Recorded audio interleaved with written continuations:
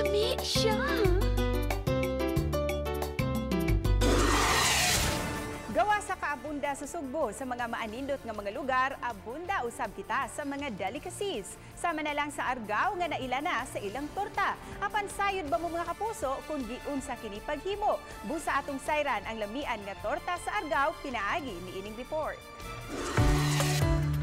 Kapin sa duha ka oras gikan sa dakbayan sa Sugbo, maabot na nimo kining naila na nga dunay lamian nga torta ang lungsod sa Argao.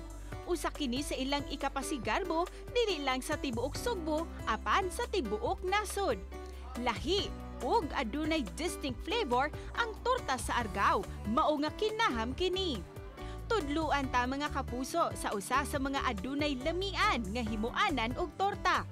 Ang mga ingredients ni ini: cake flour, sugar, eggs, milk, oil, ug syempre ang ilang signature fresh tuba. Sa paghimo ni ini, una, i-mix ang margarine ug asukar. Human ibutang ang gatas, dayon ang tuba. I-mix kini hangtod nga matunaw ug masagol na tanan. Human ni ini, ibutang ang mantika, harina ug ang itlog. I-mix na usab kini hangtod nga makuha na ang sakto ug kinaham nga timpla.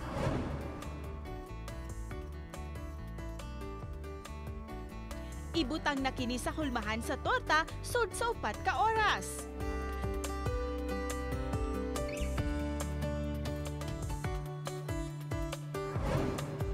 Dayon isud na kini sa oven sud sa 30 ngadto sa 45 ka minutos.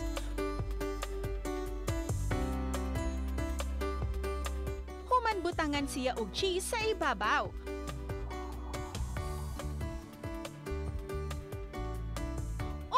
Kini mga kapuso ang lamiang torta sa Argao.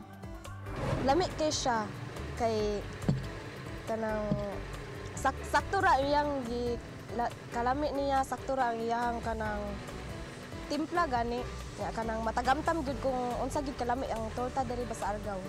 Niadto pang tuig 2005 nagsugod og tinda niini ang tag-iya nga si Gemma.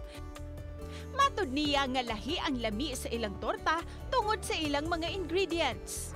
Among gipangitaan nga mas lahi bitaw, lahi ang lami. Makita man karon kay ang mga customers come and go na sa tindahan. Gawa sa original, aduna usab sila'y ube ug latte. Daghan na usab siyag na pundar tungod sa pagtinda og torta. Ug dugang niya, dili babag ang kawadon aron mamahimo kang malampuson. Dili hindrance ang dili puta, pero mas maayo gyud nga makahuman tag eskwela do. Pero dili pod hindrance nga wata ka human eskwela kanang magpuyo na lang gyud ta sa balay bitaw, kanang dili na lang pod gyud ta maningkamot og maayo. Work hard nya mo focus lang gyud ta ug unsa ang ato ang mga kuan. Unsa atong gipanglantaw ba sa ugma. Uban ni Demi Hernani, Cecil Kibod Castro, Balitang Bisdak.